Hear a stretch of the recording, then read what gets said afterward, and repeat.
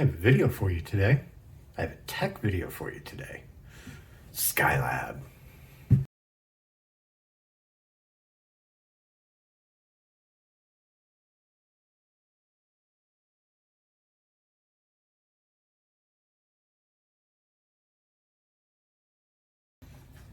Hi everybody, welcome to Mike's Classic Pinball. It is a wonderful Monday morning and I'm getting ready to start my day. I've been working on pinball machine pretty much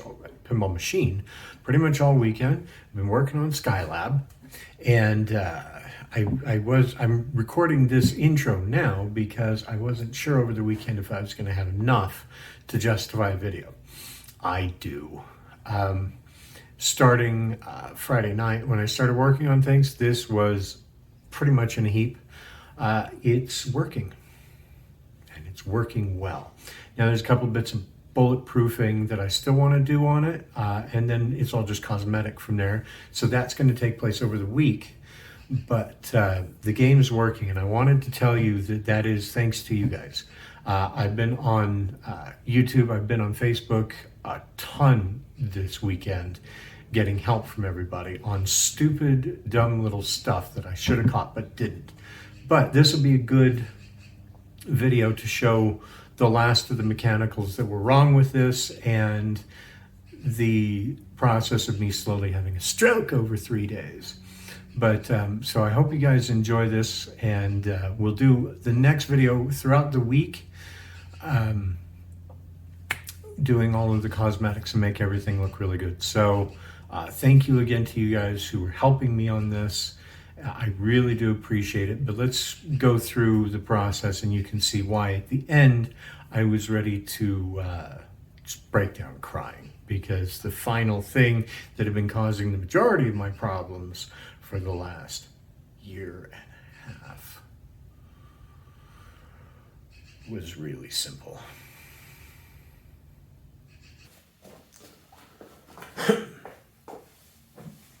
Okay, so we have the relay board here. It's pulled out of Skylab, and I've been through it before. I know everything's pretty good on it.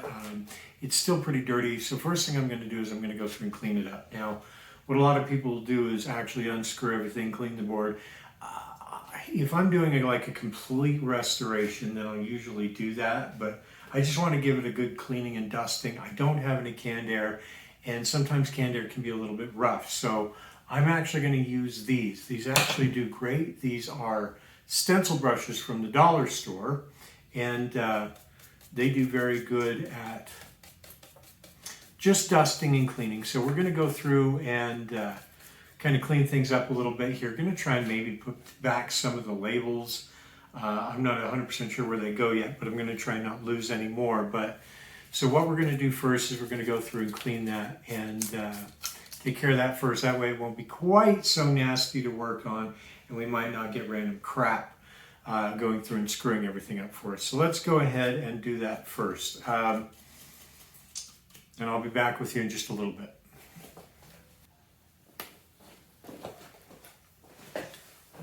Okay, so I've got everything all cleaned up. Or at least it's looking a lot better than it did. So next thing I'm going to do is I'm actually going to go through and test the coils. And I've done this, but I want to go through and test them again. I want to show you kind of how we do this. What we're going to do is we're going to check the ohms of the coil and see whether or not it's resisting properly or if it's a short. So I've got a couple of different multimeters. I've got this one, but I'm not going to use this one. This is kind of my one I take out on the road with me. I had a really big, nice one, but it ended its life at the bottom of a tool bag that became subject to quite a lot of water, and it did not survive. Now I've got this super duper cheap little one, and the reason I like this one is this one under ohms actually goes down to 200, so I can get a nice accurate reading. Now, when you're checking these, they say you should, take them out of circuit, but with older machines, it's not entirely necessary. But what you do is you get yourself a nice chart. Now, I've got one here. I'll link to this. This is the same one that Mark over at Mark's Basement Arcade uses. But I'll show you kind of how this works. So this coil, we're looking at Z27-1000, and I can see on here that that should be a 10.6. So I take my leads,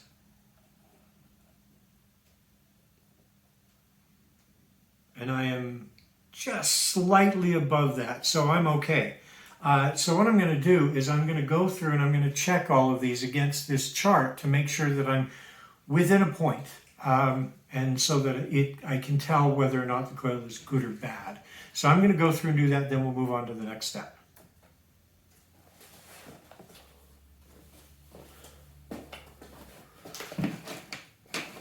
Okay, so I've gone through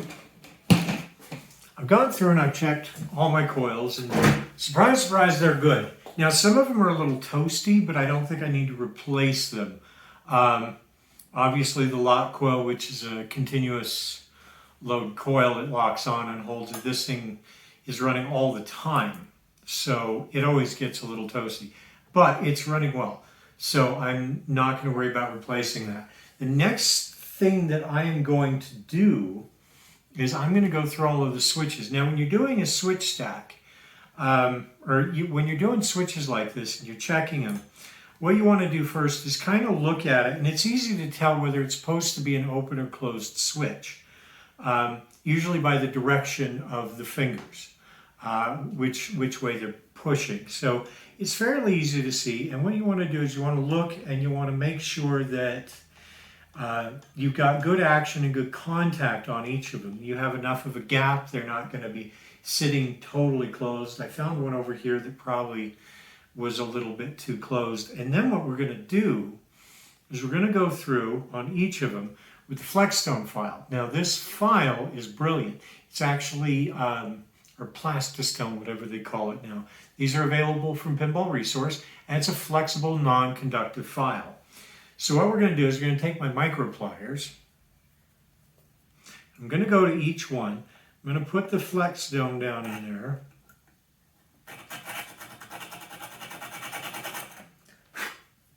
And then check it. That cleans it up so you know you're making good contact.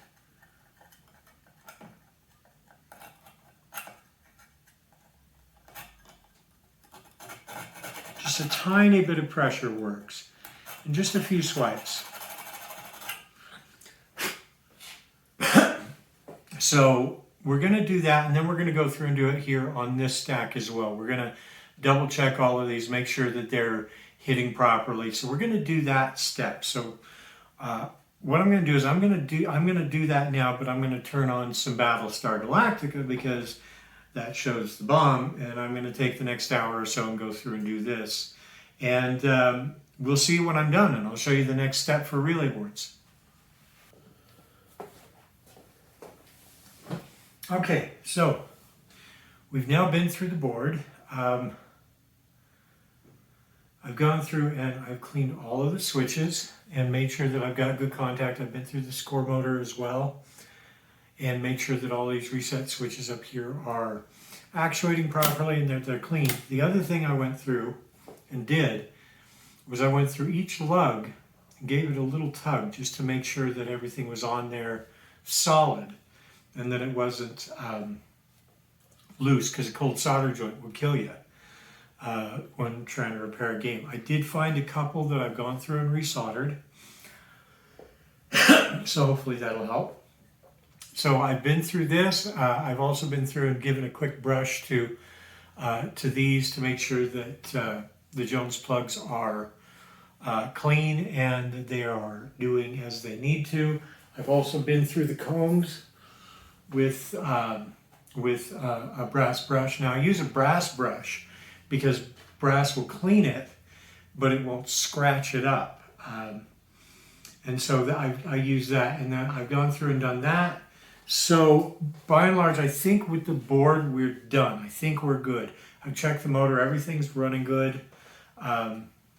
Everything seems to have good connection, and everything seems to be moving smoothly, and that connection is being hit properly. So this is going to go back in the board, or the board is going to go back in the game, and then I'll show you the next thing that I want to accomplish today.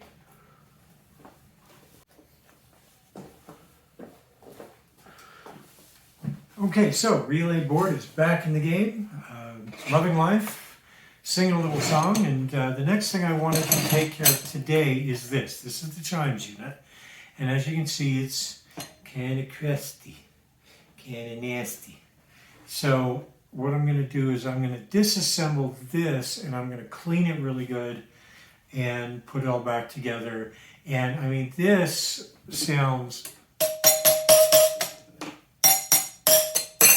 it sounds yuck. And now it sounds better, obviously, when these things are coming out. But a dirty Chimes unit sounds kind of clunky and so we're going to go through polish and clean everything, make everything shine, and it's going to sound a lot better when we put it back in. So let's do that next.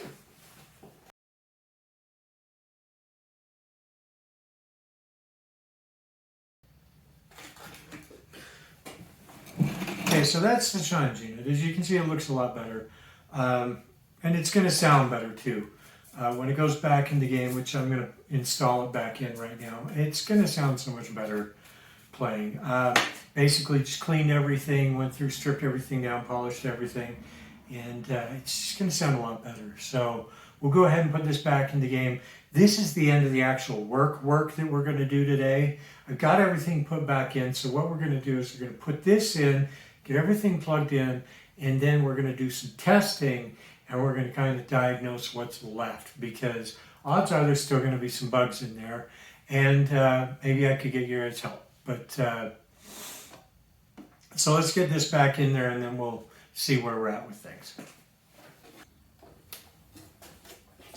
Okay, so we still have some bugs going on. What is happening is this. When a game starts, you do that manually a couple of times.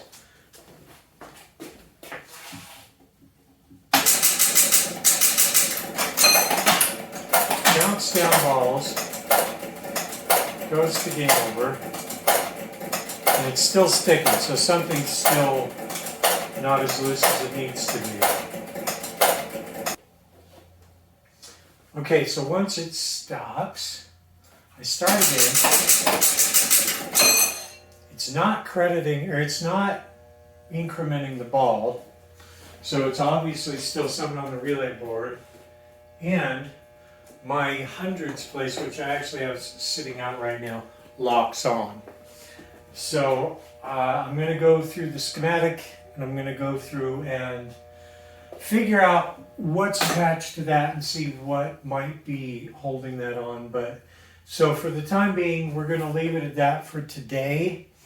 I'm going to go through and see what I can find out about this. If you guys have any ideas, please let me know. And we'll see you again on the next one, where we're going to continue on with this.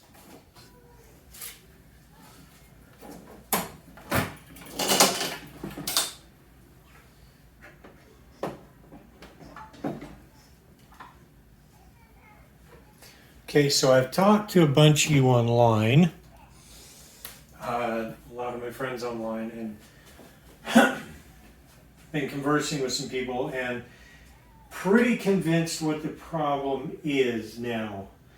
I think it's not one of these under rollover switches, because I know they look good, but I think it's one of the playfield switches from around here, when where the pop bumpers are. I think they're right. I think it's one of the separators are actually closed. So what I'm going to do tonight and tomorrow is I'm actually going to pull them all, and I'm going to examine it manually.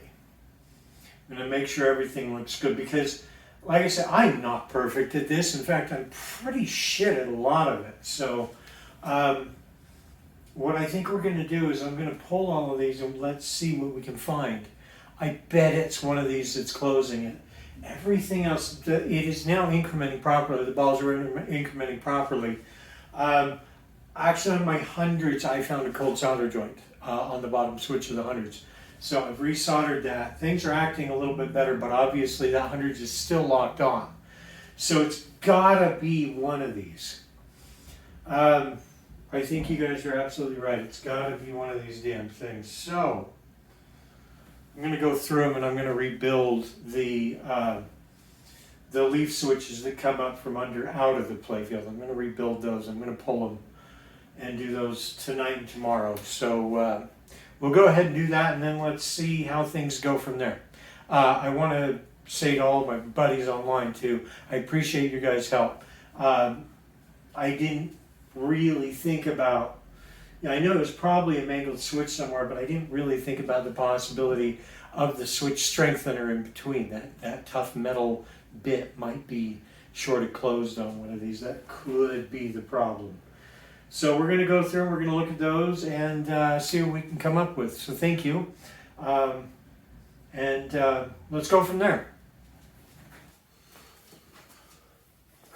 Okay, guys, so I hopped on with everybody on Facebook.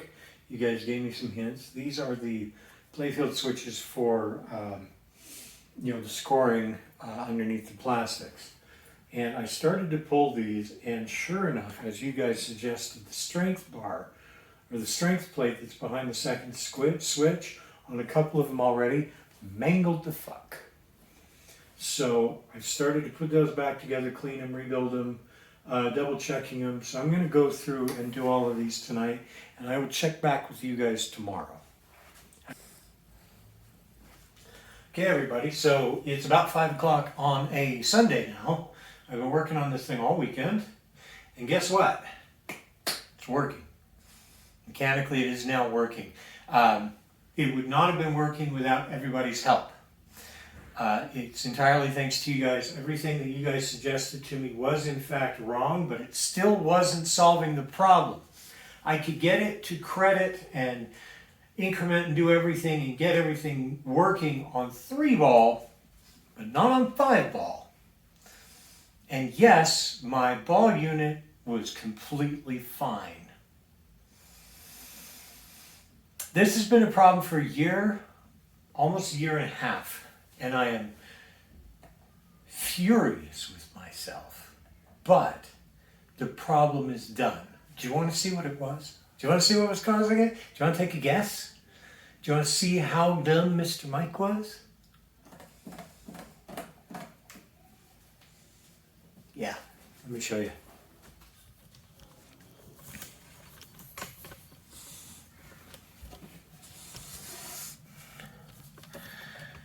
It was this.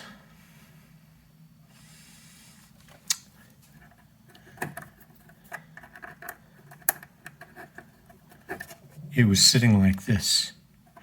It's been sitting like this since, and I assumed, like a dumbass, that that's what it was. 5-ball, 3-ball. It's not, because the little sticky there says 3-ball, 5-ball. Yep. Yeah. Don't hate. That was the problem. A year and a half. That was the fucking problem. No, everything else was a problem too. But let me show you.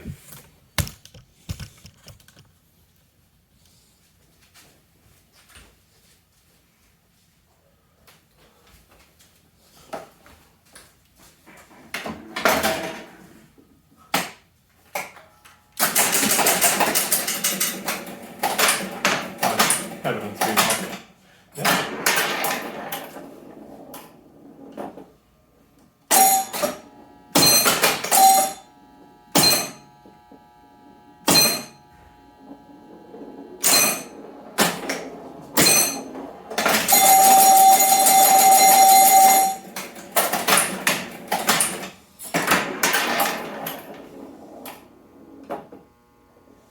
I'm going to switch it over to 5-ball.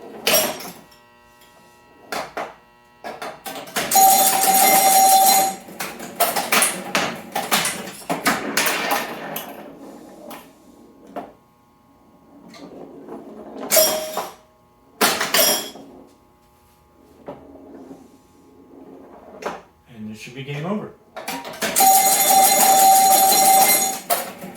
Yep, now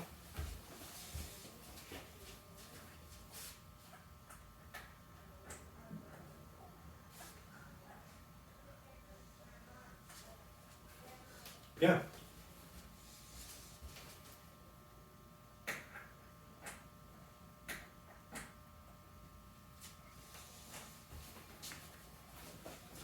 Try one more time. Yep, 5-ball.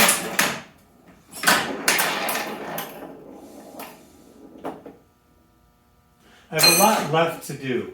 I still have to adjust. I mean, I've got a very wide gap on my playfield switches right now. And that was more just to test what you guys were suggesting. So I got to finish adjusting those. Gonna put, of course, clean the rubbers, put the new ones on. I still want to replace these. I have to press them. Clean and wax everything. Make sure everything's nice and tidy and looks good, and then this will be ready to go. I'm just playing pretty quickly so you guys can see.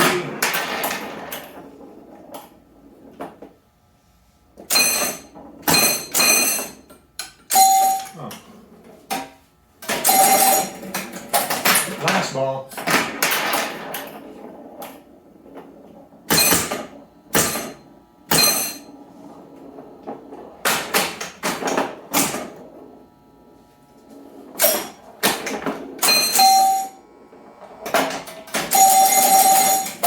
There we go. Okay, so that's the mechanics of Skylab. Next weekend, we are going to go through and finish up all of the cosmetics and make sure everything's polished and looking good. Adjust the switches back to where they're making, the playfield switches to where they're making better contact. I'm going to see if I can get a rubber kit prior to that. I'll order it Monday. And then we'll put it all on next weekend, and that'll be the last one for that. And then we can move forward to that. So thank you to Josh for letting me work on this. This has been a massive learning experience, and I put a huge amount of credit to you guys. Thank you for your help on everything. I really would not have been able to do this without you guys, or at least it would have taken me till, I don't know, till from now to Valhalla. Would you be pulling your hair out as well? And I don't have that much left to pull. Yeah, so that's what was going on with it. And so this thing will get finished up over the week, get it all nice and looking good, then we can get started on that and get the next project in. I'm super excited about this, to share this one with you. It's not a pinball table, and I'm really excited to show you, but not until this is done. So we'll go through and do this week and do the final video on it. Again, thank you to all of you for your help with this, and like, share, subscribe, all of that fun stuff. Share this around. Leave me comments about, God, you dumbass Mike, why did you catch that? I mean, it took me a year and a half, but not straight a year and a half. It's been a year and a half since I started this, and we take a break from it and go back to it. Josh, you have been a champion of patience. So thank you, and thanks for letting me work on this. Thank you guys for joining me, and we'll see you on the next video. Have a good one.